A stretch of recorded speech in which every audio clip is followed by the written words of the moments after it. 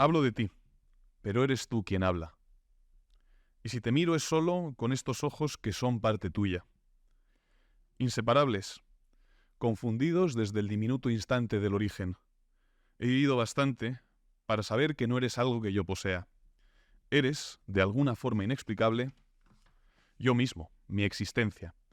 La única manera en la que puede estar en este mundo eso que en estos versos vengo llamando yo. Sean ustedes, con estos versos de Miguel Dors, muy bienvenidos a La Taberna Ilustrada, un programa que se funda en la convicción, diríase socrática o chestertoniana, de que conversar entre amigos y con cerveza es un buen modo de descubrir verdades valiosas. En esta tercera edición conversaremos sobre un tema tan actual como relevante. Conversaremos sobre la ideología de género. ¿En qué consiste? ¿Cuál es su naturaleza? ¿Se trata, como afirman muchos conservadores, de una expresión del marxismo cultural? ¿O se trata, por el contrario, como afirman algunos menos, de un epifenómeno del neoliberalismo? ¿Debe el individuo emanciparse de su sexualidad, de su masculinidad o de su feminidad? ¿O por el contrario, está llamado a realizarlas plenamente, a llevarlas a una plenitud? Estas son algunas de las preguntas que formularemos en apenas unos instantes a nuestros invitados. Yo, por mi parte, antes de comenzar, querría esbozar una mínima reflexión. Creo que la ideología de género se funda en un viejo error dualista. Como los gnósticos, los ideólogos de género niegan que el cuerpo sea esencial al hombre. Sería irrelevante en el mejor de los casos y opresivo en el peor. Al igual que los pitagóricos, los ideólogos de género afirman que el hombre habita su cuerpo como un recluso o su celda. Es por eso por lo que afirmo que para sortear el reduccionismo de género debemos volver a la filosofía medieval. Ya decía Santo Tomás de Aquino que el hombre, ese misterioso ser que llamamos hombre, resulta de una unidad sustancial entre cuerpo y alma, entre carne y espíritu. Lo que viene a decir el Aquinate, contra los gnósticos, contra los ideólogos de género, es que el cuerpo no lo tenemos. No es de nuestra propiedad. El cuerpo nos constituye. No tenemos carne. Somos carne. Empezamos. Introducido ya el tema, presentemos a nuestros invitados. Fernando Paz, historiador, escritor, maestro al menos para mí. Bienvenido. Me abrumas. Muchas gracias, bienvenido, bien hallado. Ernesto Castro, filósofo y escritor. Muchas gracias. Es un placer tenerte aquí. Placer. Dani de Fernando, filósofo devenido en sofista. Presentador impresentable, gracias por traerme. Y Víctor Núñez, que es... Tú eres filósofo de formación, ¿no? Sí, estaba esperando que me presentes como periodista para decir aquello mítico de no me faltes. No, es que no lo he hecho como diría aquel por motivos higiénicos. El único periodista aquí soy yo. Exacto, es verdad. Articulista, filosofante. Eso es, no, pero estudiaste filosofía, ¿no? Sí, correcto. ¿Y cómo termina un filósofo en una redacción de periódico? Por la precariedad laboral. Y te vas a otro oficio que son más precarios. Que Deberíamos dedicar un programa a la precariedad laboral. Estará muy bien. Gracias, Víctor, es un placer tenerte. Bueno, como ya saben, vamos a hablar sobre la ideología de género y siempre nuestra costumbre es empezar los programas definiendo, para que luego nuestro discurso no sea la cháchara de una persona especialmente grandilocuente, sino algo más o menos riguroso. Entonces, la primera pregunta es, ¿en qué consiste la ideología de género? ¿Qué es? ¿Cómo podemos definirla? Y que empiece quien quiera. Dani me ha pedido no empezar él, con lo cual, Fernando, Ernesto, Víctor, la palabra es para vosotros. Es que yo creo que tendríamos que terminar con qué es ideología de género. O sea, ¿Tú crees? Sí, o sea, empezar es muy difícil. Lo más difícil de esto es realmente definirlo. Es que es nada. Hay ideologías de género, ¿no? O sea, claro, algunas. Claro, es algo, algo clásico de la posmodernidad y por lo tanto tiene una indefinición implícita y además es una especie de vacío en gran medida. Es decir, que casi habría que empezar por decir qué no es, a qué se opone. Vale, yo creo que empecemos así. Muchas gracias por haberme reventado el programa. A eso ha venido tu maestro. Oye, no hay maestría sin corrección, ¿no? Nuestro maestro. Nuestro maestro. Pues nada, empieza Fernando diciéndonos que no es la ideología de género. Bueno, vamos a ver, yo creo que por decirlo en dos palabras podemos decir que es algo así como pensamiento mágico, en primer lugar.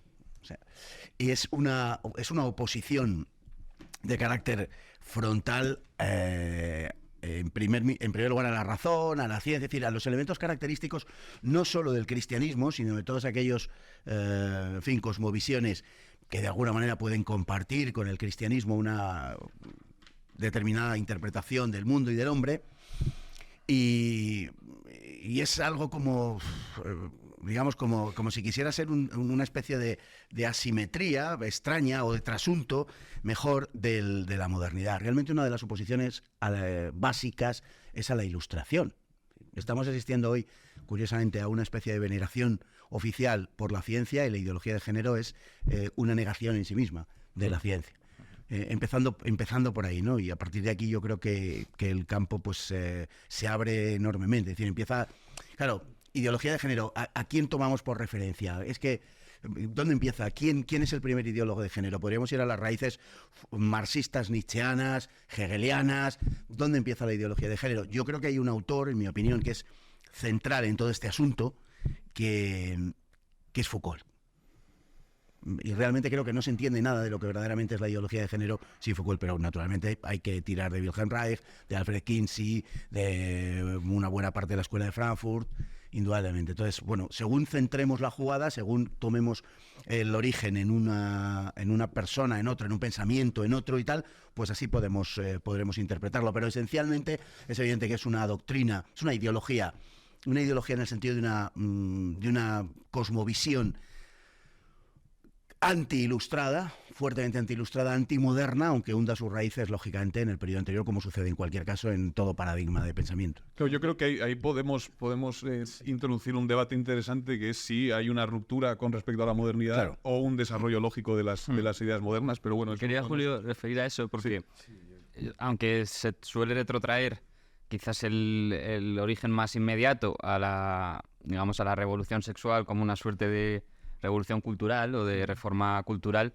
yo precisamente pienso que hay que hundir las raíces mucho más atrás, y yo lo veo más bien como, bueno, incluso acudiendo a una de las teóricas del feminismo, Amelia Valcárcel en este caso, que dice el feminismo es una teoría política de la modernidad, y a mí me parece evidente, me parece que es incluso no solo expresión del proyecto emancipatorio moderno, sino de algún modo la culminación o digamos el último estadio de ese proyecto emancipatorio moderno, en el sentido de una dimanación más de la mentalidad progresista como una suerte con raíces gnósticas, yo diría, de alguna forma, con esa especie de gnosticismo interseccional a la postre, ¿no? que se formaliza un horizonte de armonización de todos los males terrenos, de tal forma que hay que alcanzar ese futuro terreno despojándose todos los obstáculos hacia ese horizonte. Y de ahí yo creo que se explica bastante muchas de las sucesivas decantaciones del proyecto moderno, que aquí citando a Ingenio Marín, que me parece que lo caracteriza muy bien, es de alguna forma la cancelación de los antecedentes condicionantes, llama él, ¿no? Una especie de anulación de las genealogías para que el individuo sea la nueva sede de libertad y ahí pueda afirmarse sin ningún tipo de restricción heredada. Y me parece que el feminismo, además, es que yo creo que, yo no he trabajado tanto este asunto en concreto, pero hasta donde sé, se suele plantear precisamente, igual que el marxismo, o más bien la revolución socialista, se planteaba como la continuación de ese proyecto ilustrado sin finalizar, la revolución feminista, o digamos esa nueva derivada del proyecto emancipatorio moderno, se puede plantear como esa ampliación del sujeto político para introducir a aquellos que tampoco habían quedado emancipados dentro de la revolución socialista, ¿no? Entonces me parece que es una continuación más bien de eso. Y luego Dani. Para los que no estamos metidos en la pelea política diaria, este sintagma, ideología de género, resulta bastante sospechoso y extraño porque une dos conceptos con una gran tradición filosófica y yo creo que sería interesante definirlos por separado para ver luego cómo sale el mix. No vaya a ser esto una especie de Nutella con ketchup. Claro, el concepto de género se remonta a la tradición aristotélica, donde los entes se definen por su género y especie, y luego va por Porfirio, Plotino. Y la idea básicamente es que todos los entes que componen el mundo tienen una definición categorial que se va estrechando cada vez más y lo raro, lo que algunos consideran que es un eufemismo, es llamar a la diferencia de sexo género, ¿no? Algunos dirán incluso que esa es la principal ideología de género, hablar de géneros en vez de sexos. En realidad, desde un punto de vista etimológico da igual, porque género viene de genus, que significa algo así como raza, origen, es una raíz etimológica indoeuropea que señala básicamente lo mismo que que sexo. ¿Cómo definir filosóficamente los géneros para incluir todo lo que se llama género? Los géneros sexuados, pero también los géneros literarios. Yo creo que la mejor definición sería la de conjunto definido genealógicamente o diacrónicamente, para que lo definido no esté en la definición, ¿no? Un conjunto que se define diacrónicamente es un conjunto que tan solo se puede entender a través del tiempo. Es decir, dos miembros pertenecen al mismo género o a la misma especie si su reproducción es fértil. Esa es la definición de Darwin, ¿no? El burro y el caballo no pertenecen a la misma especie porque su descendencia no es fértil. Entonces tiene interés, tiene sentido que efectivamente el dimorfismo de sexo-género humano se llame así, género, ¿no? Porque efectivamente los géneros vienen los unos de los otros. Tan solo podemos entender el género novela o el género femenino-masculino por esa cuestión de la reproducción, ¿no? Y al final, si hablamos de una suerte de ideología de género, es como las sociedades, a través de una serie de mitos, estructuran la forma en la que se reproducen y se establece una dualidad o a veces tripartición o incluso algunas sociedades reconocen hasta 5 géneros o 5 sexos. Y yo creo que un libro clásico en ese sentido es este que he traído, el de Lo femenino y lo masculino, de Margaret Mead, que es, digamos, su suma teológica, donde ella hace la síntesis de 7 pueblos del Pacífico comparados con el mundo estadounidense. Este es el libro básico para entender esa construcción ideológica de mediados del siglo XX, donde se establece una diferenciación entre el sexo biológico, que a mediados del siglo nadie negaba, y una suerte de estructura cultural, de ideología, de mitología, de religión, que establece que las mujeres y los hombres se comportan de una manera u otra dependiendo de la civilización. Y entonces aquí pone ejemplos de mujeres más activas, más pasivas, mujeres que intervienen en el espacio público, hombres que se quedan en el privado. Entonces hace una comparativa de todos los pueblos que ella estudió en el Pacífico con el caso estadounidense. Entonces, ¿qué es la ideología, no? ¿Y a qué ponemos la ideología, efectivamente? Porque si decimos que existe una ideología de género o varias ideologías de género es porque hay una ciencia del género. Yo creo que desde un punto de vista filosófico es lo que vamos a negar. Es decir, que pueda existir algo así como un conocimiento científico, reproducible y perfectamente exacto de lo que sean los géneros, sean estos literarios o culturales o sexuales. De hecho, el otro libro que traía como para empezar era el libro de Lenk, el clásico, la compilación, es mejor que se vean estos libros que se me vea a mí la cara, la compilación clásica de el concepto de género, de ideología, cómo ha ido evolucionando, ¿no? Entonces, obviamente existe, yo creo que la cuestión es, ¿puede existir una sociedad sin una ideología de género? Es decir, sin una construcción más o menos artificiosa y mitológica de cómo se divide el trabajo dependiendo del sexo o de la conformación del cuerpo de las personas. Yo creo que no. Y obviamente vimos una sociedad con una ideología de género definida y antagónica a un antiguo régimen que se puede definir de múltiples maneras. Y ese es el asunto que creo que hay que valorar. Claro, yo creo, es que han salido un montón de temas, pero respecto a lo último que dices, yo creo que la clave no es tanto que exista o no una ideología de género, sino si se niega o no la participación de la naturaleza en esa construcción ideológica, ¿no? O sea, yo creo que si hay un fundamento. Claro, si hay un fundamento biológico o natural. O sea, yo creo, pienso por ejemplo en Judith Butler, que toda cultura es performativa, tal, no sé qué.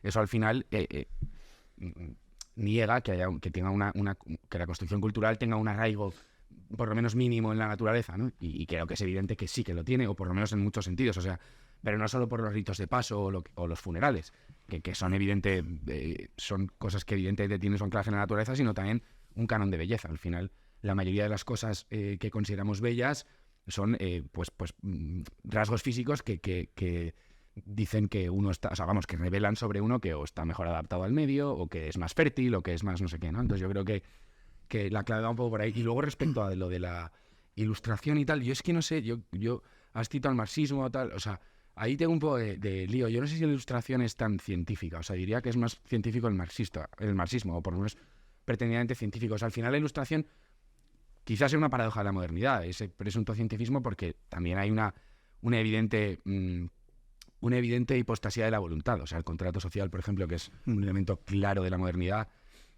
al final hace del origen de la sociedad la voluntad, ¿no? Entonces yo creo con Víctor que efectivamente la ideología de género arraiga en la modernidad más que ser una revuelta contra la modernidad. O sea, entiendo por qué a priori, la modernidad es verdad que son los grandes relatos. Y la ideología de género puede ser parte, o la ideología de género contemporánea, para no contradecir a Ernesto, la ideología de género contemporánea puede ser parte efectivamente de microrelatos, o sea, de relatos que ya no tienen que ver, ¿no? Que ya tienen desconexiones entre ellos, o que no aspiran a explicar todas las realidades de unas premisas, ¿no? Que eso eran los grandes relatos. Entonces puede tener, tiene de hecho diferencias en ese sentido, pero pero yo creo que arraiga la modernidad. Y creo, y ya me callo, que además introduce uno, porque cuando antes he dicho ideologías de género, siendo yo cero experto en el tema, pero si tuviese que hablar de las contemporáneas, pues en la de Judith Butler o en general de las más, voy a utilizar la palabra, lo siento, mainstream que conocemos, yo diría que en todas hay una subordinación del sexo al género, que es lo mismo que decir una subordinación de lo natural a lo cultural, ¿no? O sea, de lo que no determinamos, de lo que no determina la voluntad a lo que la voluntad decide, ¿no? Y diría más, esto se lo leí a Armesilla y creo que es una buena reflexión, sexo y género son más o menos la secularización de cuerpo y alma. Sí. Lo que pasa es que uno puede, en cuerpo y alma, conformar una unidad. Puedes discernirlas, pero no puedes separarlas. Y sexo y género están tan separados que de facto se enfrentan muchas veces. Y es preeminente el género sobre él. Entonces yo creo que la ideología de género contemporánea esconde el gran tema de nuestro tiempo, que es poco intuitivo, porque en nuestro tiempo proliferan los gimnasios, los sitios de comida sana y tal. Yo creo que el gran tema de nuestro tiempo es el odio al cuerpo. O sea, el rechazo al propio cuerpo, ¿no? Que es una especie de gnosticismo, tal. Pero bueno, ya me callo porque sí. No, encantado. Agoto tampoco sé tanto sobre esto, entonces ya agoto. Que te enrolles. Yo, antes de ceder a Victoria y a Fernando, diría que el gran tema... Bueno, han salido, yo creo, dos grandes temas, que es el de el origen moderno o no de la ideología de género y el tema de la corporalidad, de la corporeidad.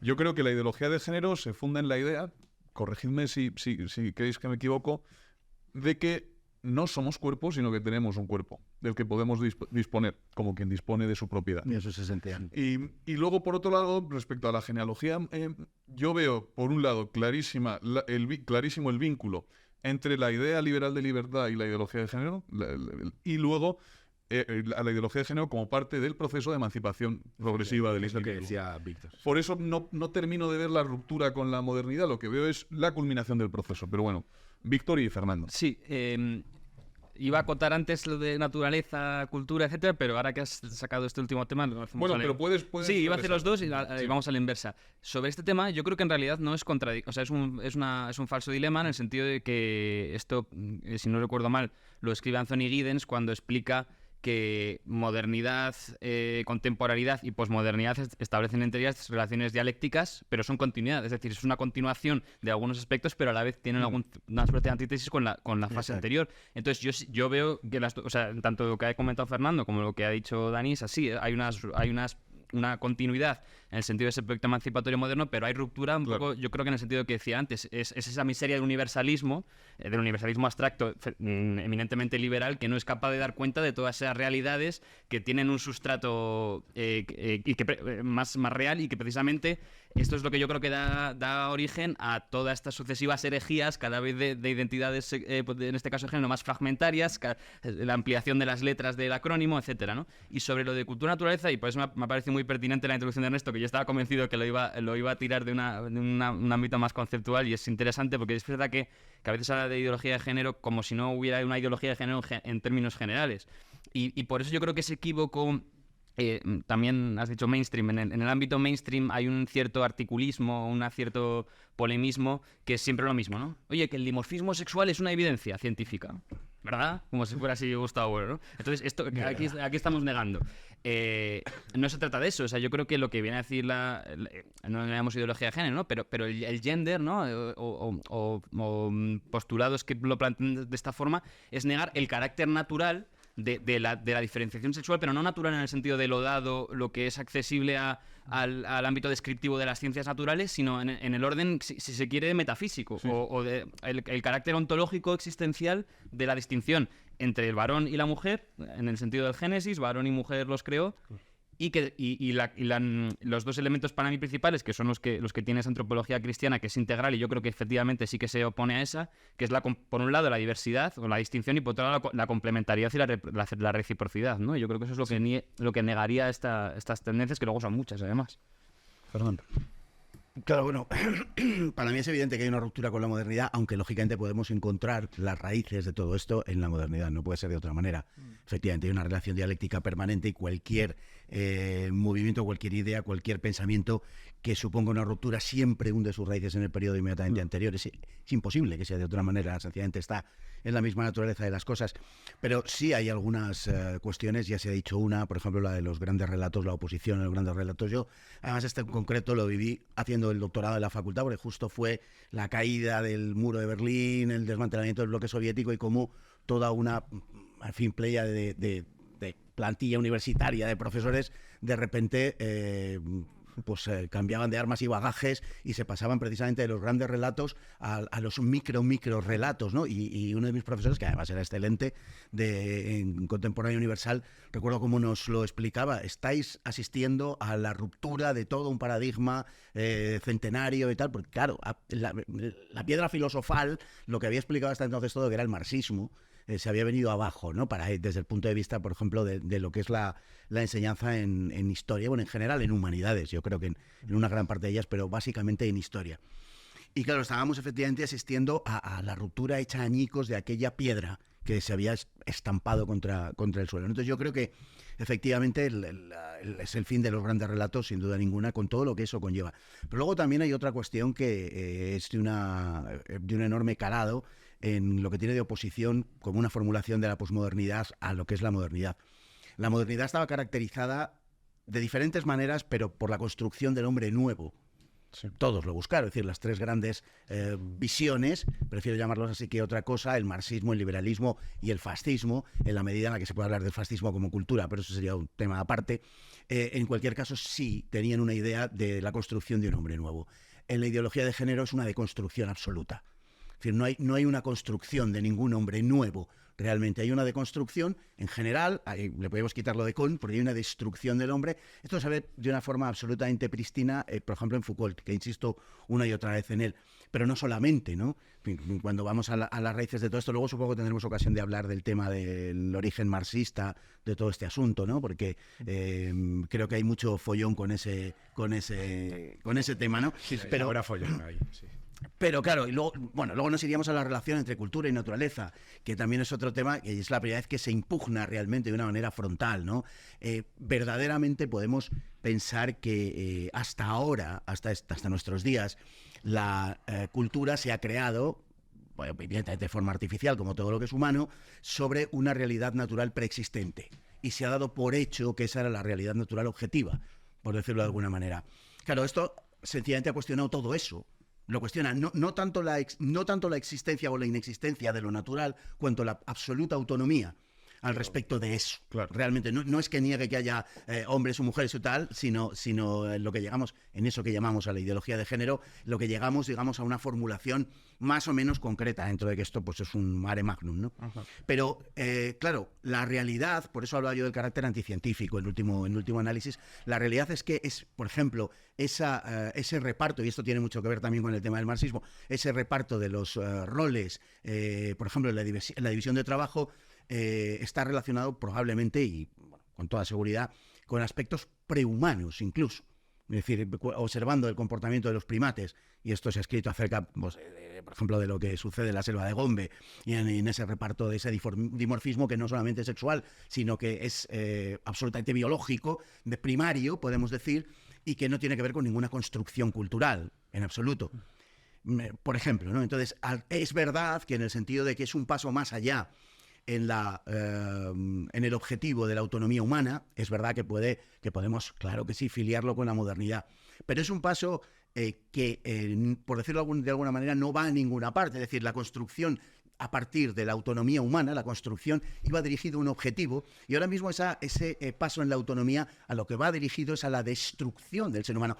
Entraríamos aquí en el asunto del transhumanismo. Claro, pero yo creo que es que ese hombre nuevo también tiene algo de negación de lo humano, ¿eh? O sea, el hombre nuevo moderno, claro, que en realidad es la superación de lo humano. Y del límite. Del límite. Sí, pero sin dejar de ser humano, es que esa es la diferencia. Humano, como lo hemos concebido hasta ahora. Claro que en Nietzsche, por supuesto que está el transhumanismo, y claro que está la ideología de género, y claro que está la afirmación del papel de la voluntad por encima de cualquier otra consideración. Por supuesto, y en ese sentido hay una afiliación muy clara de lo nietzscheano con lo que llamamos la ideología de género, que repito, como he dicho al principio, que tendríamos que establecer de quién estamos hablando. Si estamos hablando de Amelia Valcárcel, por ejemplo, es muy claro. O sea, es directo porque además ella es confesamente nietzscheana y, en fin, su tesis doctoral y su labor intelectual ha ido por ahí.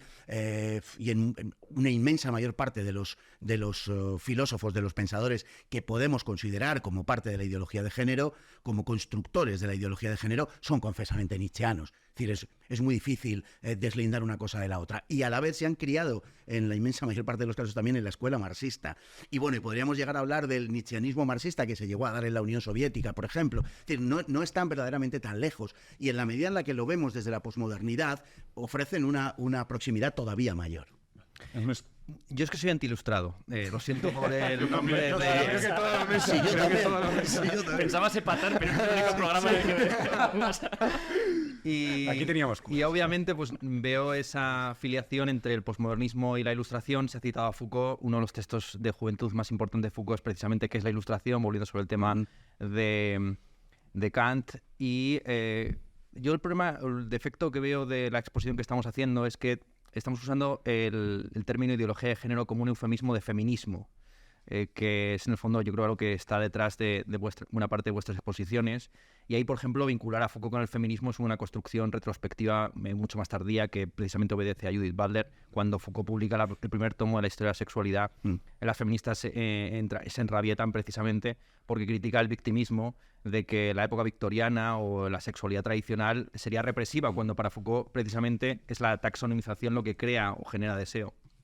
Entonces, igual que muchas feministas entraron en el mundo académico llamando lo suyo estudios de género, no se debería, creo, desde la guerra cultural o lo que quiera que estemos haciendo aquí. Guerra cultural, por favor, no. O la antiguerra cultural, la guerra contra la guerra cultural, no, la guerra por la paz cultural.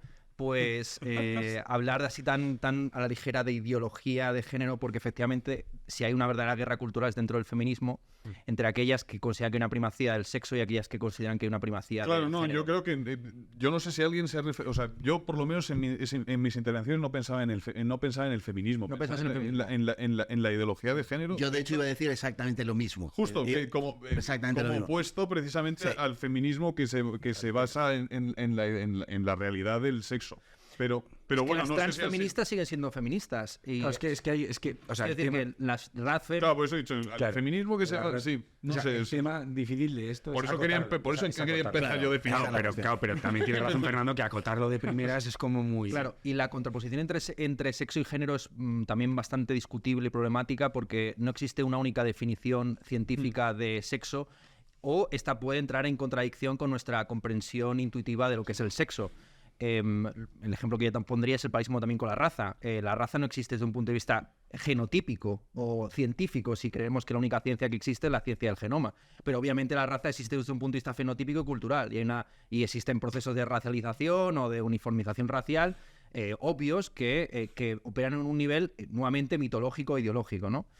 Y del mismo modo que plantea una ciencia de la raza como algo contrapuesto a la ideología racista o antirracista sería muy problemático y muy discutible, pues lo mismo sucede con este tema de la ideología o la ciencia del sexo. ¿Por cómo definimos el sexo? ¿Lo definimos por cuestiones observables anatómicas o lo definimos por cuestiones inobservables en el día a día que tienen que ver con los cromosomas, etcétera? El otro libro que traía, y ya estoy cumpliendo con el favor de... Vas a terminar tapando a Fernando. Anne Fausto Sterling, esta es una autora muy recomendable que tiene este libro Cuerpos Sexuados, pero sobre todo fue muy célebre en los años 90 por plantear la cuestión de que existen realmente 5 sexos, incluyendo los 2 tradicionales, masculino, femenino, y 3 intermedios, un hermafroditismo puro, uno más tendiendo hacia gónadas masculinas y otro femeninas, ¿no?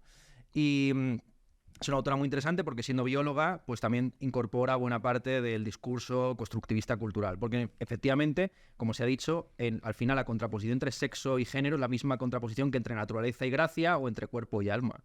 Y es una secularización, como muchas de las cosas que vamos a debatir hoy, es una secularización de conceptos previos teológicos llevados al campo de la política y de la ética. Sí, por ahí iría la intervención que yo haría. Vale. Que la ciencia que trata el sexo también es un constructo cultural que va evolucionando y que no podemos dar lo que hoy en día se define por sexo como la verdad sobre la cual vamos a sentar nuestras prácticas cotidianas. Porque hay una cuestión anatómica observable que puede no corresponderse. Ella empieza contando precisamente el caso de María Patiño, una atleta española que anatómicamente era una mujer de bandera, nunca mejor dicho, porque había ganado varias medallas para España, pero que al hacerse las pruebas resulta que tenía los cromosomas invertidos. Entonces la sacaron del COI precisamente porque no era cromosomáticamente mujer, por más que anatómicamente lo fuera, y por supuesto de género, y ideológicamente y de todo tipo. Claro. Claro, igual lo primero que tendríamos que habernos preguntado es qué es un hombre y qué es una mujer. Igual esa es la definición pertinente. O sea, yo sin haber leído ese libro, que desde luego leeré, y sin saber tanto el tema, o sea, no sé hasta qué punto hay gente con los cromosomas invertidos, etcétera, pero de lo que sí estoy seguro es de que si existe, serán casos Sí, el específicos. porcentaje que dan nunca supera el 2%. Claro, entonces el tema es que, pues, claro, como tenemos que generalizar para poder pensar, o sea, yo sí que establezco una cierta relación entre el sexo y lo biológicamente comprobable y el género, y por eso he asociado género y alma, ¿no? O sea, pero el género como una especie de eso, que tiene que ver más con el pensamiento que con lo que físicamente que con la biología, vaya. O con lo cultural, efectivamente, como en ese caso. Claro, pero es que la biología no trata sobre cuerpos, porque las ciencias modernas tratan sobre realidades abstractas que se pueden comprobar empíricamente a través de experimentos, pero que no son observables. Es decir, nuestra realidad tangencial, esta mesa en realidad está vacía. O sea, no tiene, si no está la mesa que uno puede tocar y luego está la mesa que estudian los científicos, que es una mesa abstracta. Y lo mismo sucede Claro, cuando uno quiere fundamentar científicamente en algo abstracto y que se ha convertido en un constructo cultural a su vez, que es la ciencia contemporánea. Porque si no, nuestra definición de sexo ya no es algo estable, sino que va cambiando conforme cambia la ciencia del Y si sexo. algo demuestra en nuestra época es que la ciencia es ideológica también. O sea, el empleo de la ciencia es elementalmente ideológico. Claro, la ciencia dice tal, o sea, son tipos positivistas por antonomasia también en ese sentido, claro.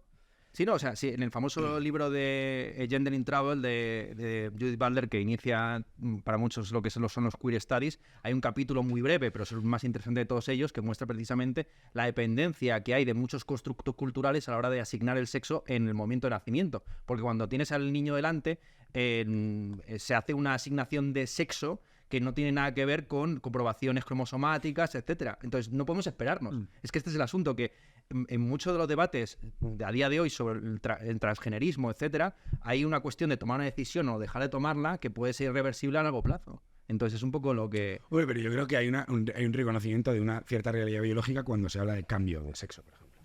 Sí. O sea, nadie niega... Más bien anatómica, yo me refería a que más sí, biológica. pero que nadie niega... O sea, yo creo que el debate está en si hay una... Es que ya no sé cómo llamarlo para no meterme en charcos, pero una especie de objetividad. Lo que dice Lenin en el empiricismo, no sé qué, lo de... es que siempre es malo. Materialismo y empiriocriticismo. No sé pronunciar empiriocriticismo. Pero lo que dice Lenin ahí de que hay verdades de las que solo está permitido dudar a los locos, ¿no? El ejemplo que pone de si yo digo que soy Napoleón, tal... O sea, yo creo que el debate parte más bien de constatar si hay verdades de ese tipo, o sea, hay cosas objetivas, cognoscibles, en la medida de lo posible o no. Pero bueno, también es que me meto en cada... No, pero yo sea, fíjate, yo creo que es que el problema de la razón ilustrada es que es una razón fundamentalmente estéril. Y como es una razón fundamentalmente porque es una razón encerrada en sí misma, que no puede conocer verdades. Claro, el problema es que esa razón, yo creo que, y me corregiréis porque igual me estoy tirando un triple, pero esa razón deviene pero es que porque no puede ser de otra manera, necesariamente en un voluntarismo. Porque como no puedes conocer la realidad que está ahí afuera, tienes que dominarla. Tienes que moldearla a tu antojo. ¿Por qué? Porque te está vedado el acceso a ella. Pero bueno, no es el tema. Es precisamente por esto. ¿Podemos conocer alguna verdad? Podemos conocer, hay una realidad a la que tenemos que adecuarnos. Entonces, sí, esa es la gran pregunta. Víctor. Sí, me parecía interesante también de nuevo en esta clarificación conceptual que hace el filósofo, porque es cierto que a veces se habla indistintamente de filosofía, o sea, de ideología de género y feminismo. Y es cierto que yo en mi intervención ha podido también dar ese sentido porque sí que históricamente lo he contemplado como parte de la misma raíz, si bien es cierto que probablemente tengan genealogías distintas.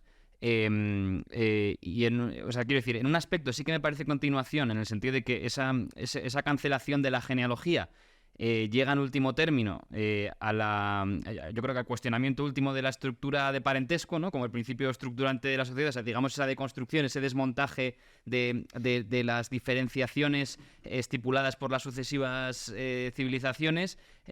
Parece que el tope con el que toca es en la estructura de parentesco de algún modo, ¿no? Entonces, en ese sentido sí que quizás podrían ser emanaciones de lo mismo, pero efectivamente creo que Y por eso precisamente pienso que quizás el feminismo, desde la perspectiva que manejamos algunos de aquí al menos, se puede salvar y no así la ideología de género. Quiero decir, la ideología de género yo la veo más, efectivamente, en una sucesión Foucaultiana de la arqueología de los saberes, de esa problematización de la calificación y de la enciclopedización de los saberes, mientras que quizás el feminismo, aparte de ser anterior y suponer en un principio una vindicación de corte incluso más liberal, quizás es interesante aquí rescatar el feminismo en su sentido primitivo, y hay un libro que es muy interesante que se llama Feminismo contra el Progreso, de Mary Harrington, y lo que viene a decir es, primero, hacer una relectura a la contrahegemónica de la lectura que suele hacer hoy de Jane Austen, de Mary Wollstonecraft, diciendo que al final lo que estas mujeres estaban reivindicando era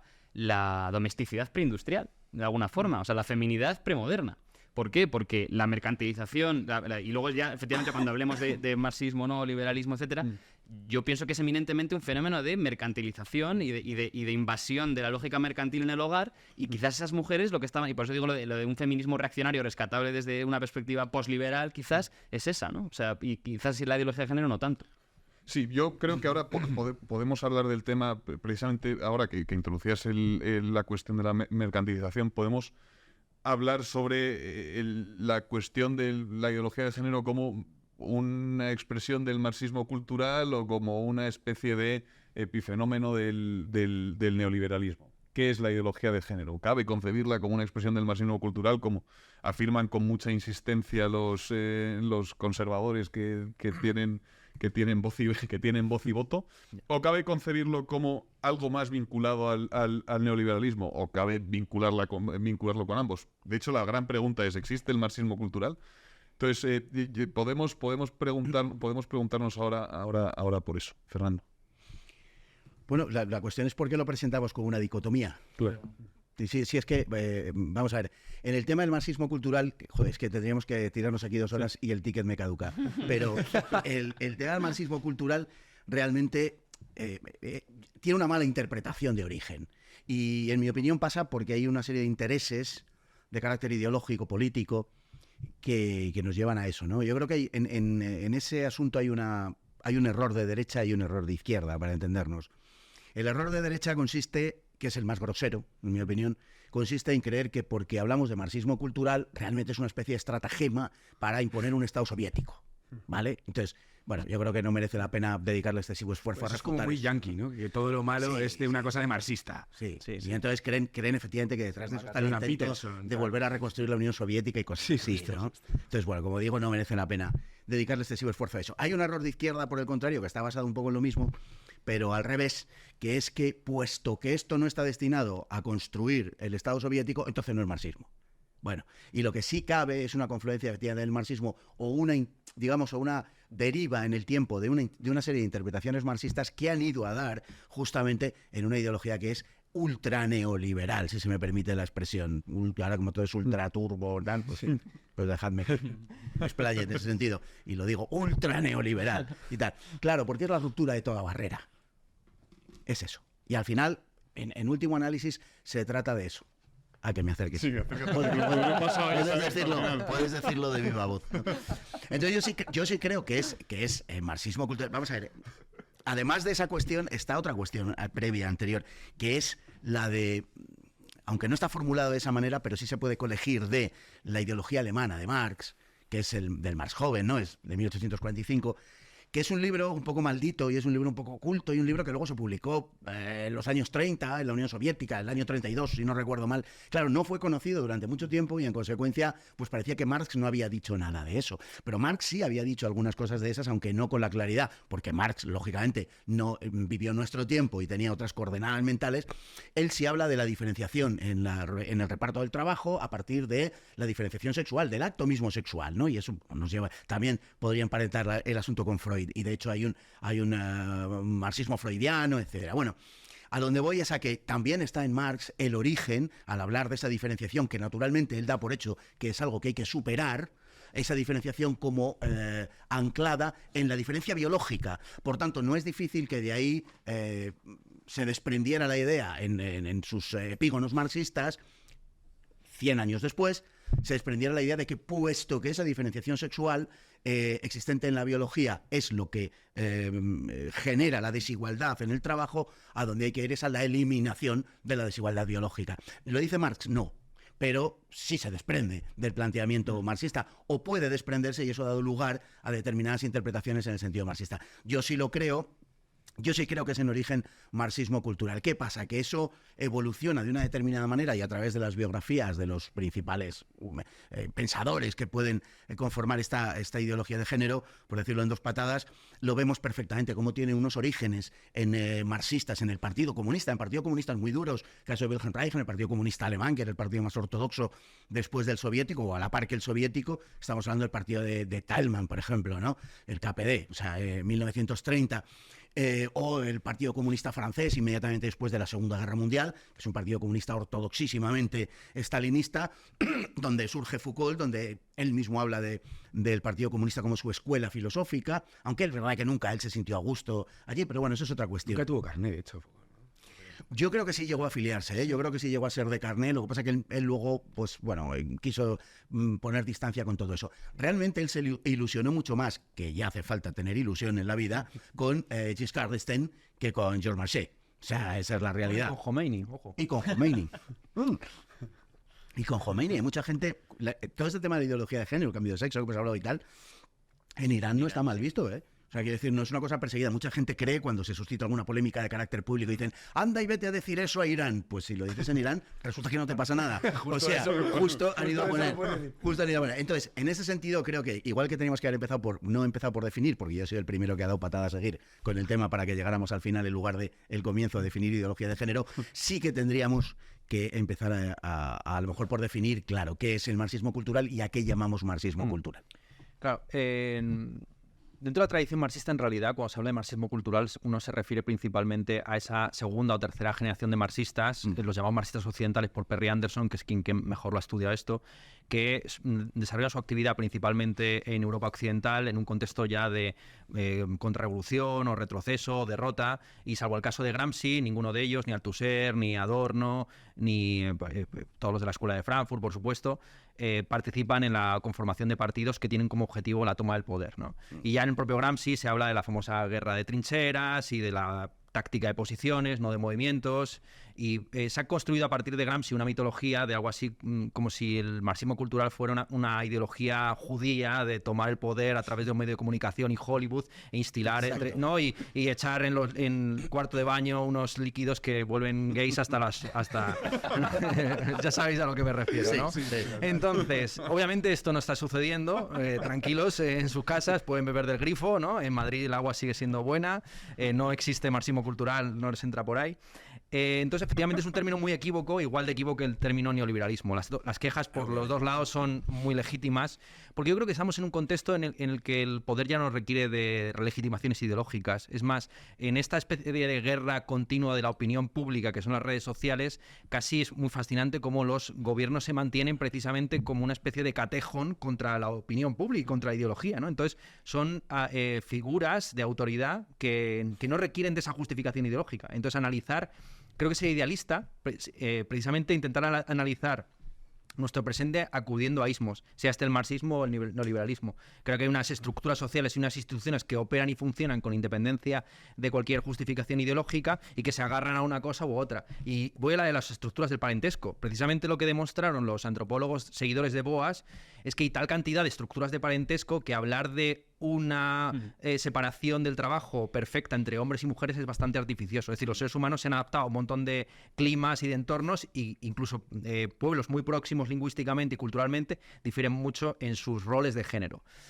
Y efectivamente vivimos en un contexto de capitalismo más burocracia estatal, donde existen formas de reproducción de estructuras de parentesco como pueden ser los vientres de alquiler, la adopción y todo este tipo de cosas, que de alguna forma destruyen la pareja, la estructura de reproducción tradicional. Entonces hay una realidad tecnológica y sociológica contemporánea que le da su valor de verdad a la ideología de género, porque la ideología de género, como cualquier ideología, tiene un fulcro de verdad, que exagera. Pero si no tuviera ese basamento en la realidad, no sería inteligible. Hay muchas definiciones de ideología. Para algunos es un discurso funcional para una clase social que enmascara intereses reales, pero que que una ideología sin sentido y sin un poquito de verdad sería imposible de articular. Sí, perdón, nosotros... sí, de hecho, iba a ir justo a esto, ¿no? Porque si no parece que efectivamente estamos hablando siempre en términos muy idealistas. También un pequeño exordio. Yo efectivamente me encuentro muchas veces más cercano a postulados de la escuela de Frankfurt y de Foucault desde una perspectiva, no digamos lo tradicionalista, porque no... Posliberal. Da igual lo que yo sea, pero quiero decir, más posliberal, efectivamente. Creo que digamos, por ejemplo, la infiltración molecular de la ideología o la desnaturalización de categorías que se nos plantean como inmutables y de toda la vida puede ser precisamente servicial a un paradigma posliberal en este caso. Y entonces, efectivamente, parece que digamos que hubo una serie de universidades en las que de repente hubo una enajenación transitoria, quizás sí por beber agua, ¿no? Y yo tenía de coña con Pedro Lecanda, que te había parecido por este programa, que un día un hijo salió y dijo: padre, voy a cometer parricidio, padre, y me voy a dar por culo con todo el mundo porque me he vuelto loco. O sea, no, evidentemente no es esto, ¿no?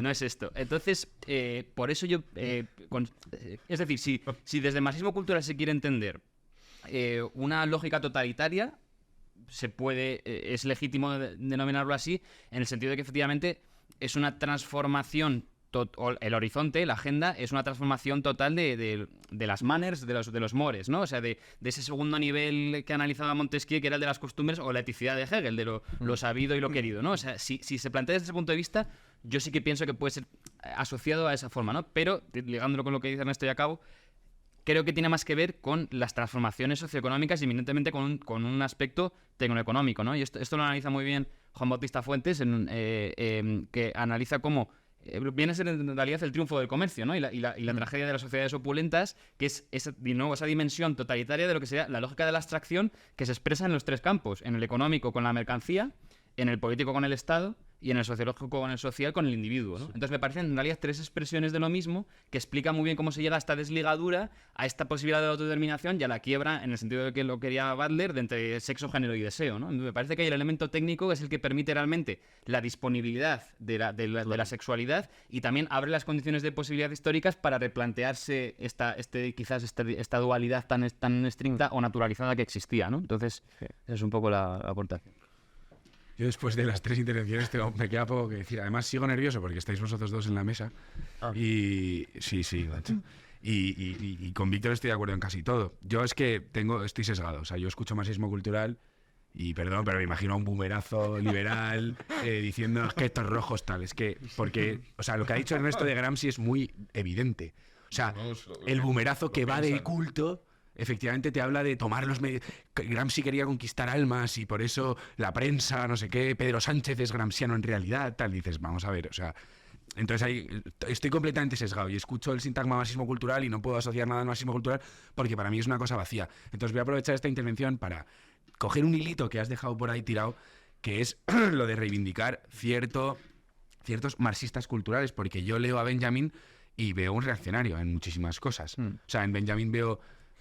antes lo has dicho, ¿no? Las feministas que reivindican un poco la sociedad preindustrial, no sé qué. Yo en Benjamin, cuando veo el horror que le produce la masa, cuando habla sobre otros motivos en Baudelaire, que lo hila con el relato de Hoffmann y así, yo veo ahí una especie de pues eso, un Baudelaire, o sea, una ideología muy baudeleriana en el sentido de un moderno antimoderno, o también que linda con Flaubert, total. Yo creo que hay, efectivamente, o el concepto de biopolítica en Foucault, que el libro Villacañas al respecto es buenísimo, el del neoliberalismo como teología política. Hay un montón de cosas, y no sé si es paradójico o no, yo creo que desde postulados similares a los nuestros en los años 70 jamás se verían estos autores como recuperables. Es verdad que, sin ser yo nada similar, porque son identitarios y todo eso, pero es verdad que la nueva derecha francesa fue la primera que cogió y revisitó a toda esta gente, y a Gramsci, y el libro de la ilustración de... Y al propio Marx. Al propio Marx, claro, o sea, eso me parece interesante, como de repente, claro, hay muchísimos análisis suyos o reacciones a fenómenos de su tiempo que de repente hoy dices, coño, pero este tío es un visionario, ¿no?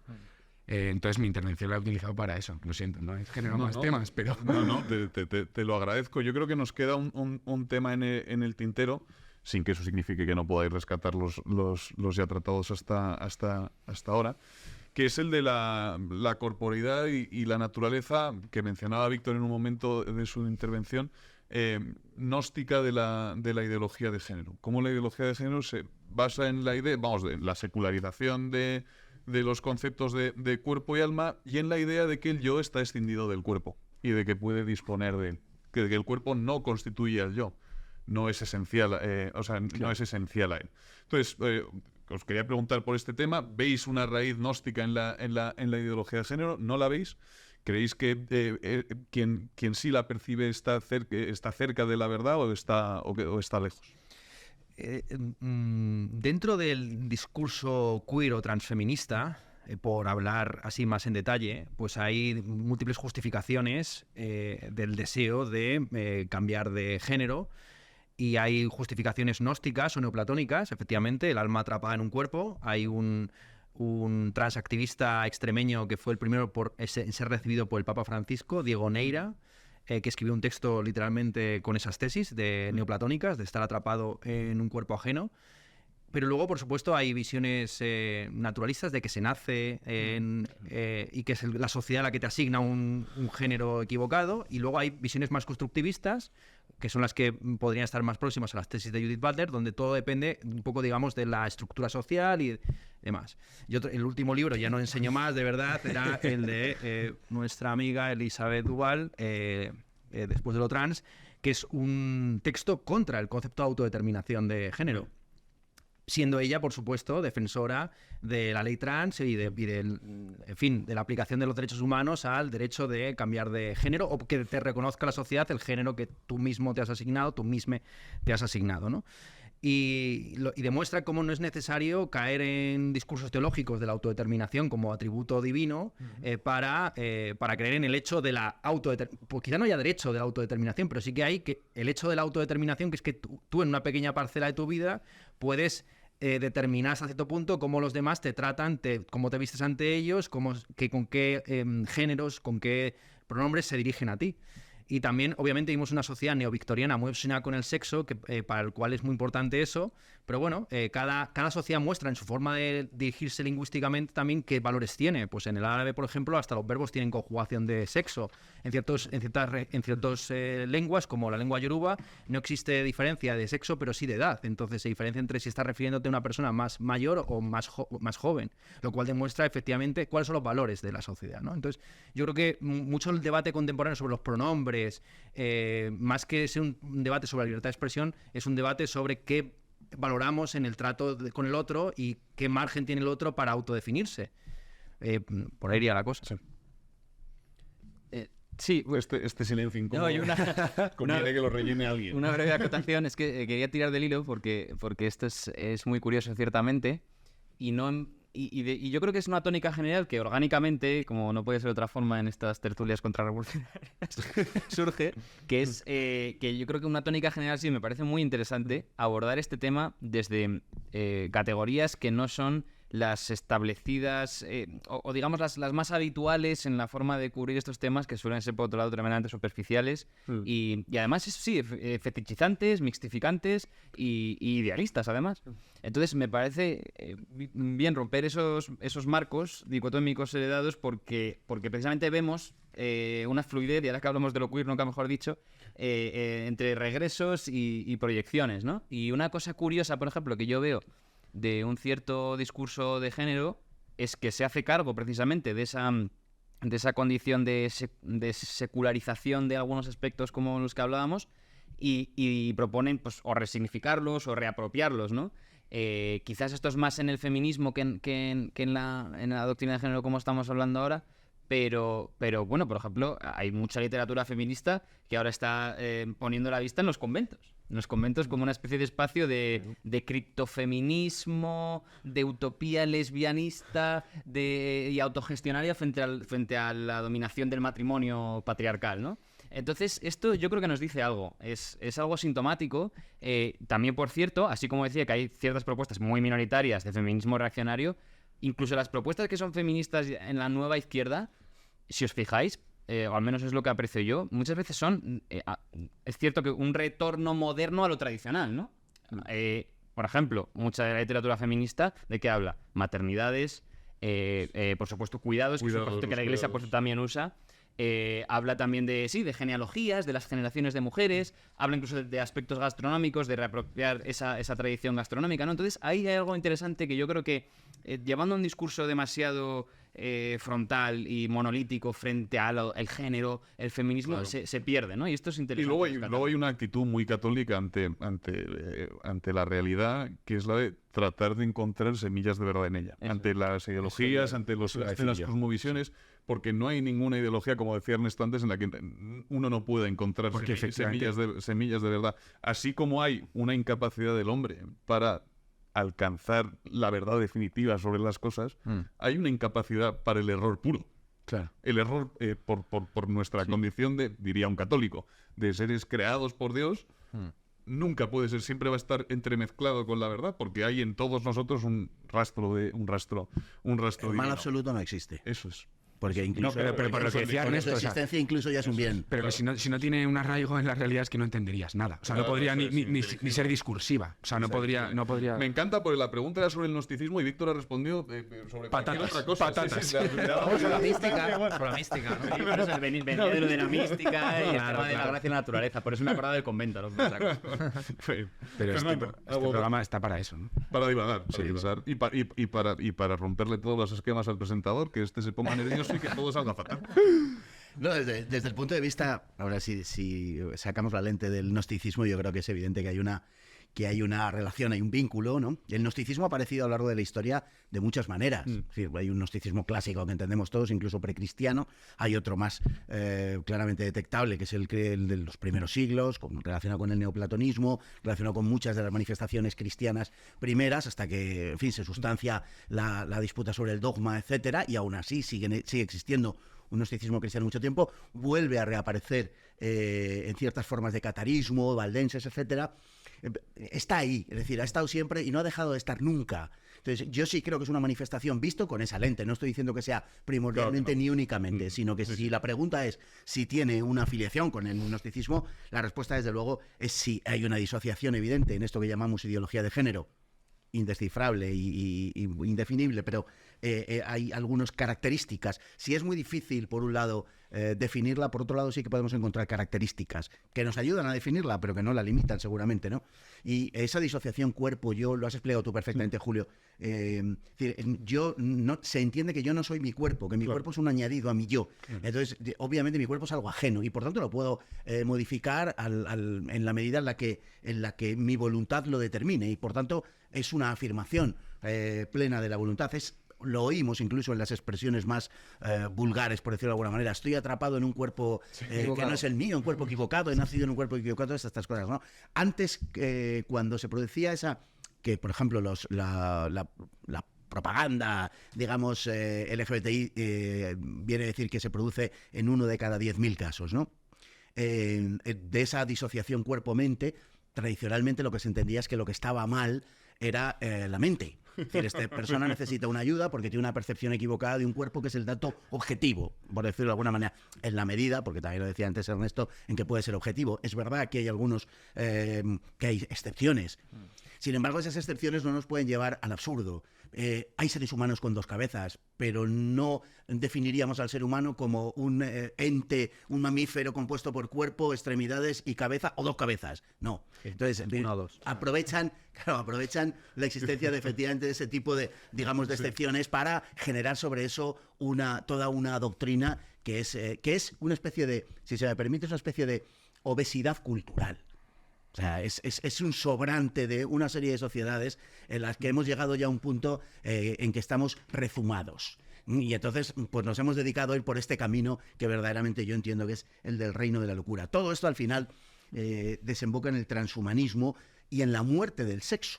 La ideología de género va a acabar dando con la muerte del sexo, precisamente por esa disociación del cuerpo, y no es casual que quienes han traducido políticamente esto, porque luego esto pasa a hechos concretos, son quienes más están haciendo por distanciar y por enfrentar y por plantear una guerra entre hombres y mujeres, pero no solamente entre hombres, básicamente entre hombres y mujeres, pero incluso también en lo que es la cercanía carnal. Es decir, es algo desde ese punto de vista profundamente anticristiano, no solamente por todo lo dicho, sino porque para el cristiano, justamente, enfrente del gnóstico, el cristiano cree que el cuerpo es algo enormemente estimable hasta el punto de que lo considera templo del Espíritu Santo. Al templo lo que hay que hacer es santificarlo, no odiarlo, no repudiarlo y no herirlo, ¿no? Y que es justamente lo que se propone, digo, al menos en su traducción política, de todas estas gentes, estas buenas gentes que todos tenemos en la cabeza y que son las que aprueban pues la legislación en la que vivimos.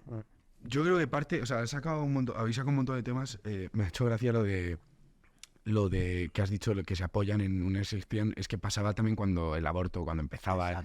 O sea, no, es que si a una niña de 14 años la violan tal, o sea, dime que estás a favor del aborto, pero no me pongas un caso que no se da nunca o que se da una vez de cada tantos.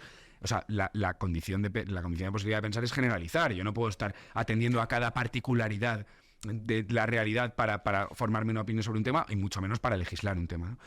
Y luego creo, evidente, que hay gnosticismo ahí, lo he dicho antes, lo del odio al cuerpo y tal, que en realidad es un odio infidei. Yo creo que los católicos son, por no echar todos los balones fuera, culpables de mucha parte de este gnosticismo. O sea, yo creo que hay una obsesión en un sector enorme de la catolicidad, con lo que decía Ernesto antes del cuerpo, o sea, el cuerpo como cárcel del alma, como fuente de pecado. Olvidan, claro, que el demonio no tiene carne, con lo cual los pecados graves no pueden ser los de la carne, ¿no? Pero... Y que si nos ponemos quisquillosos, no hay pecados carnales propiamente. No. Todo se empieza... Sí, esto lo hablasteis un día en la tertulia de Jano, que por cierto me encantó cuando hablasteis eso, como la soberbia como el pecado principal, porque es el de Lucifer. O sea, a raíz del fiscal general del Estado, vamos. Porque eso es buena para divagar. Porque eso es buena para divagar. Pero yo creo que tendríamos que mirarnos, si los católicos en ese sentido, como hemos colaborado a esa concepción del cuerpo, efectivamente, como fuente de pecado que conviene rechazar y como, ¿sabes? Al final, Cristo, no es solo que el templo del cuerpo sea templo del Espíritu Santo, es que Cristo se encarnó. Claro, o sea, ¿cómo va a ser mal a la carne si Cristo se encarnó, ¿no? Tiene sentido, porque uno lee a San Pablo, las cartas de San Pablo y se encuentra con una especie de desdén hacia la carne. Pero es que hay que leer bien a San Pablo. Cuando San Pablo de la carne habla del pecado, no habla del cuerpo. No claro. habla de, o sea, y yo creo que puede venir de ahí la confusión. Estoy completamente de acuerdo contigo. Hay muchos católicos que presentan la época actual como materialista.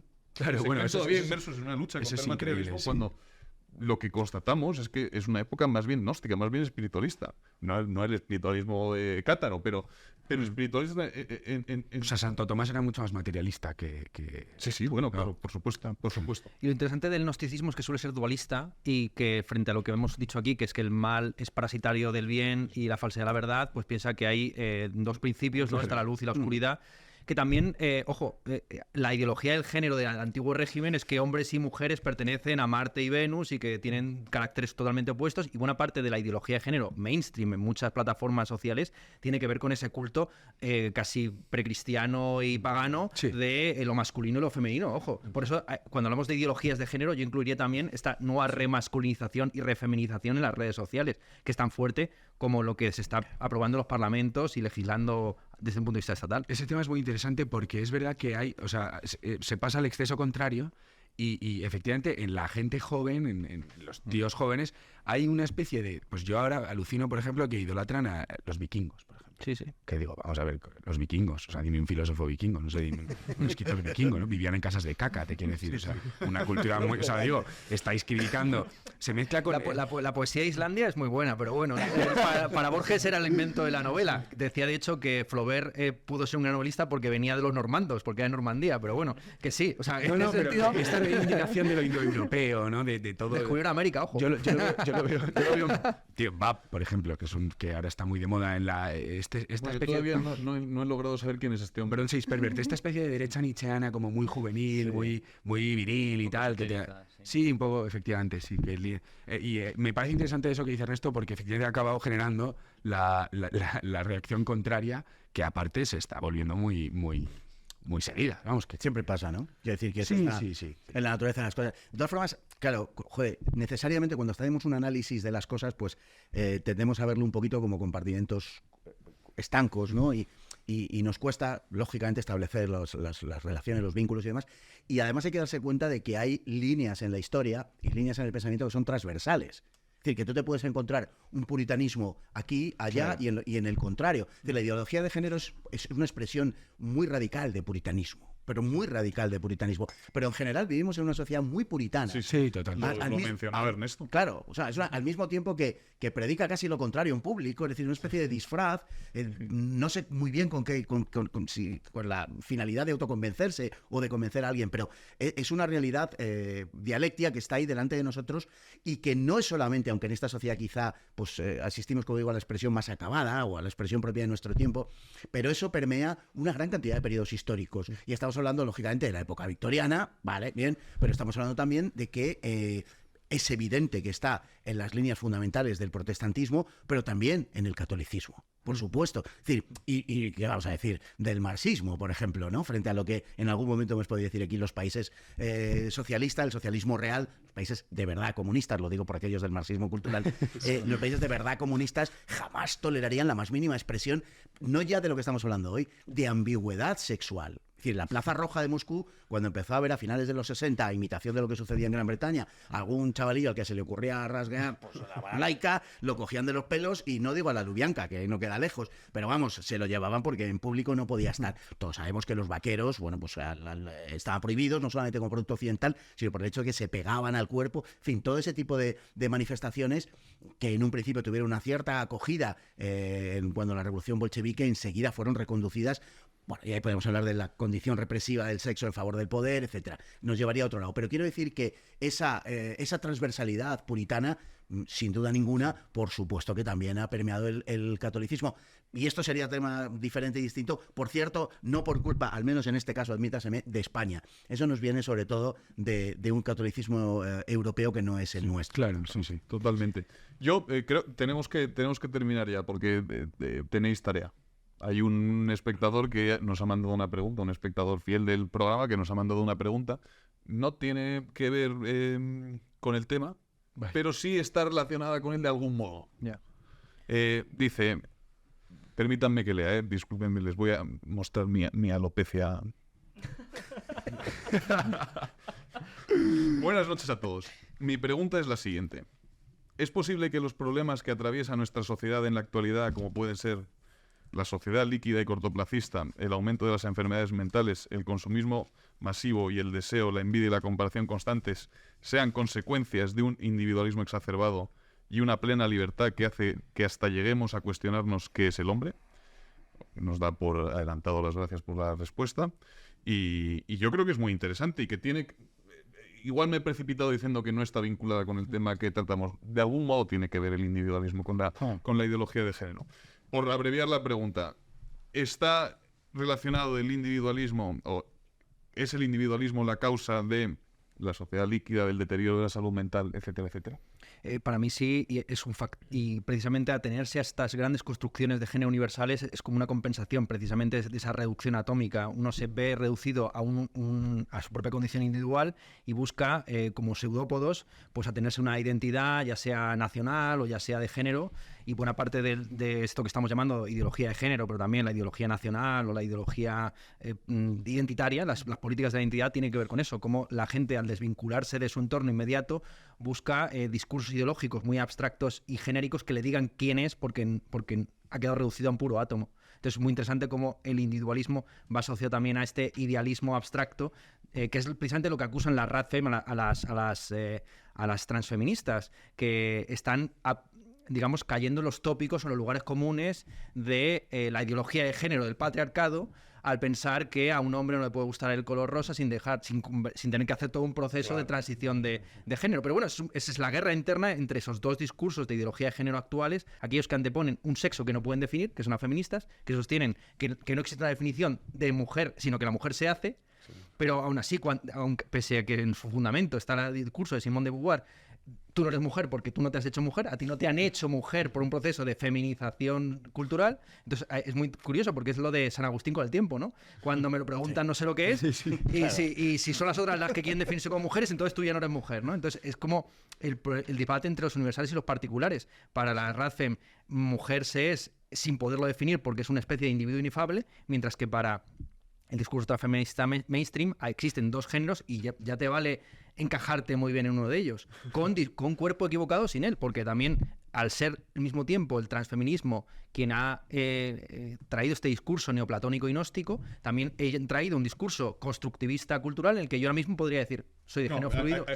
Hay dos sexos, pero en realidad hay multitud. Millones, porque claro, si el sexo es la mujer... Por cada individuo. Y el hombre autoconstruyendo. Eso es. A mí me recordaba, por eso decía que, por eso lo hilaba también con la modernidad, porque al final la voluntad como constructora de la realidad, ¿no? Pero me acordaba a mí me tocó en el TFG porque filo de la ¿Es comprensión. una anécdota o una No lo eliges. No. Me recordaba al Teteto cuando le dice Sócrates ¿qué es el conocimiento? Dice, el conocimiento es percepción. Y como le muestra que las dos tesis implícitas ahí son la del homo mensura y el devenir constante heraclitiano. Claro, es que todo el rato va a haber más género si efectivamente tu voluntad construye ¿sabes? Y efectivamente es individualista, o sea, es una voluntad mía, es el yo construyendo la realidad, ¿no? No adecuándose a lo que hay. Fernando. Sí, yo iba a acotar mínimamente lo que ha comentado Ernesto porque estoy esencialmente de acuerdo. Al menos yo diría que el individualismo, supongo que también es equívoco, ¿no? Pero en un cierto concepto que todos entendemos, al menos es la matriz de muchos aspectos culturales de nuestra civilización. Pienso que tiene que ver con ese resultado de otro de los conceptos fundamentales de la modernidad, que es la autonomía. Y yo al menos lo que veo también, quizás aquí más en el discurso feminista, es que la culminación de la autonomía es la autarquía personal. Y de ahí tiene que ver mucho, no voy a meter ahora, ya que estamos sacando temas muy polémicos, pero qué sé yo, las máquinas masturbatorias en el sentido de ya nos emancipamos directamente del hombre y ya no necesitamos ni siquiera que nos dé placer, o el propio aborto, que yo creo que se puede interpretar desde un cierto punto.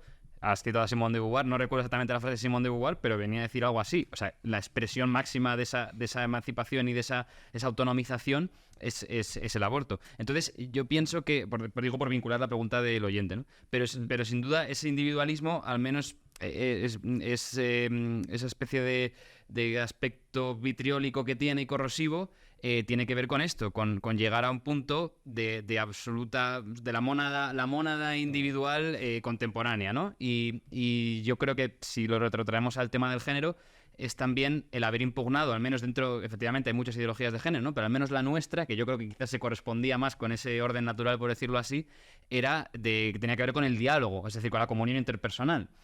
Había dos elementos complementarios, dos expresiones de la identidad personal que se unían y que su paradigma era el mismo, que por cierto era el de la Trinidad, que era la comunión. Yo creo que ese paradigma se ve impugnado por el individuo como elemento que tiene que está vertebrado por la autodestinación social, entonces tiene que desprenderse de cualquier tipo de condicionante, pero claro, desprenderte de cualquier tipo de vínculo de condicionantes, desprenderte de cualquier tipo de vínculo a la postre, ¿no? Y desprenderte de cadenas es desprenderte también de los eslabones que te unen a los demás. Yo creo que es un poco el asunto. Bueno, el error es creer que realmente la autorrealización consiste en alcanzar un grado de autonomía tal que no tengas ninguna relación con nadie. O sea, yo creo que el error de fondo está ahí.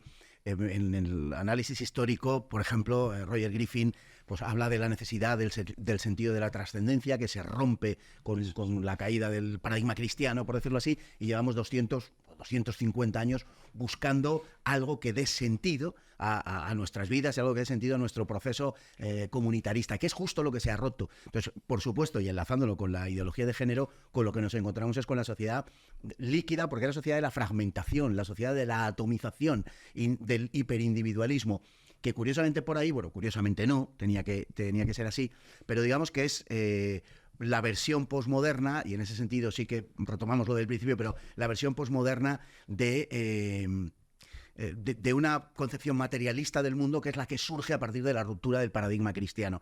Entonces, lo que se anda buscando es un sentido de la trascendencia. En la medida en la que hemos roto con el comunitarismo, nos encontramos como en una sociedad que es una sociedad de masas, la sociedad más nutrida numéricamente de seres humanos de la historia, estamos más solos que nunca. Es el triunfo de la psiquiatría, es el triunfo de los psicólogos.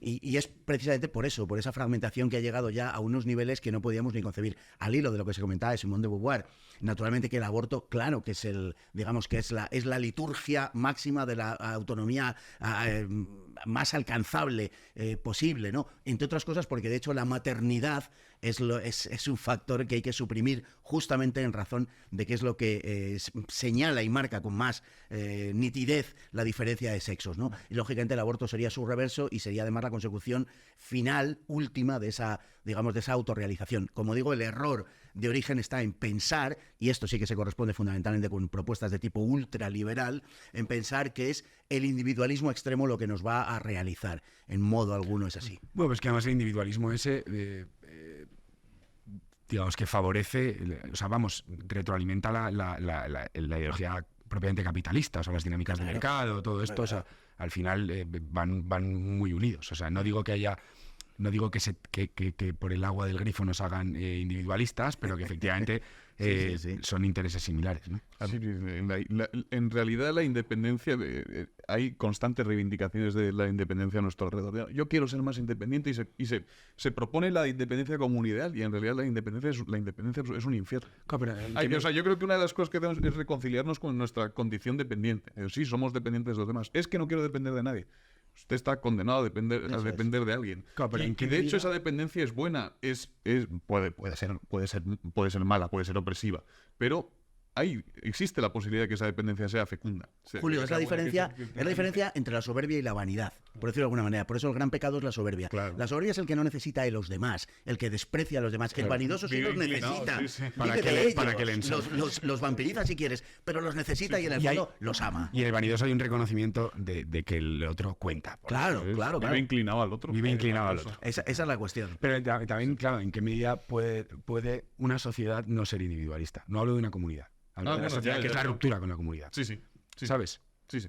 Totalmente. Bueno, porque es una de las características digamos, del mundo contemporáneo. Yo creo que tiene dos grandes vectores. Uno es este que tú apuntas, el otro, en mi opinión, pero se nos escapa del tema, aunque creo que sería muy interesante tratarlo en anteriores ocasiones, es el del totalitarismo. Totalitarismo es lo que caracteriza a la sociedad contemporánea. Lo que pasa es que habría que defíname usted, como decíamos al principio, ideología de género, qué es totalitarismo. Pero estoy convencido de que son las características de la sociedad contemporánea. Y por eso creo que además uno de los modos y maneras en el que va a cuajar, en el que está cuajando ese totalitarismo es a través, justamente, uno de los modos de la ideología de género. Otra idea equivocada de los liberales es oponer la oposición de individualismo a estatalismo. Y colectivismo. Claro, efectivamente. Totalmente. Si es que es el Estado el que ha asumido la tarea de emancipar al individuo. Y aquí es donde se ve el fulcro de verdad o el vínculo entre lo que llamáis ideología de género y lo que se consideran los objetivos sociales a largo plazo del mundo en que vivimos. Claro. Porque claro, si el gran desafío es la supervivencia de la especie en un contexto de superpoblación y se está promoviendo un invierno demográfico, un control de natalidad, obviamente, con las medidas tecnológicas y los objetivos que nos hemos planteado, el limitar la natalidad y el desvincular sexo, género, orientación sexual, pues es funciona la sociedad actual. Y la cuestión es, ¿la sociedad actual la consideramos mejor o peor que las sociedades en Bali, en Samoa o en Toledo en el siglo XIII? Pues este es el debate que yo creo en el que ni siquiera podríamos entrar, ¿no? Que es valorar la sociedad en su conjunto, cuando somos parte de ella. Os voy a pedir para terminar, porque no es que nos hayamos excedido, es que, vamos, hemos reventado el cronómetro. Entonces, os voy a pedir para terminar, a Ernesto no, porque ya nos ha recomendado una recomendación literaria, pero sin glosa. Una recomendación sin glosa, por favor, Víctor. Muy bien, no son libros, son artículos. Higinio Marín, La mentalidad progresista, en tres entregas en el debate, y las raíces antropológicas de la decadencia de Occidente, de Juan Bautista Fuentes. Se podrá encontrar en dos de los grandes... Juan Bautista Fuentes lo podemos llamar filósofo, ¿no? Dos de los grandes filósofos de nuestro tiempo. No puedes llamar filósofo. Estamos jodidos. llamar a Aristóteles filósofo. Estamos jodidos. No, porque no sabía cuál era su especialidad. O sea, Antropología filosófica, lo que era. Antropología filosófica, y Higinio Marín también es antropólogo. Sí, justo, los dos. Dani. A mí, yo, ya que está de moda no recomendar solo libros, voy a recomendar una conferencia en la Fundación Gustavo Bueno de Daniel Alarcón sobre ideología de género, que explica pues los distintos tipos de ideología de género, sus implicaciones, etcétera. Fernando. Pues al hilo de lo que estamos viendo hoy, yo creo que hay un opúsculo que nos lleva al corazón de todo este asunto, que se llama perdón, pero es el título, El puto San Foucault. De François Busquet. De Busquet, efectivamente. Ediciones insólitas. Yo creo que, bueno, es muy pequeñito, tal, se lee en 3 idas y venidas al cuarto de baño, con perdón. Y yo les recomiendo la profundidad de los sexos por una mística de la carne del filósofo francés Fabrice Hadiard. Dani ya podía adivinar Sí. De hecho, casi lo recomiendo yo, pero no te quería joder. mi recomendación. Tengo 2 cosas que hacer antes de despediros definitivamente. La primera es animaros, porque yo creo que ninguno de vosotros sois socios de B1. Que sí. ¿Sí? No, forma de presuponer. Me has pillado. Pues os invito a practicar, a cultivar la virtud de la liberalidad, no del liberalismo, que eso no es una ideología perniciosa, de la liberalidad y haceros socios de B1, porque claro, este plató estupendo, estos micrófonos, Paga solo. claro, mis honorarios no se pagan solos, y es importante suscribirse. Ayúdennos en esta tarea que es vasta y yo creo que noble. Y tenía que hacer una segunda cosa de la que no me acuerdo, con lo cual los voy a despedir directamente. Y les voy a emplazar a ustedes al próximo domingo, no, al siguiente, si Dios quiere. Nos encontramos ahí.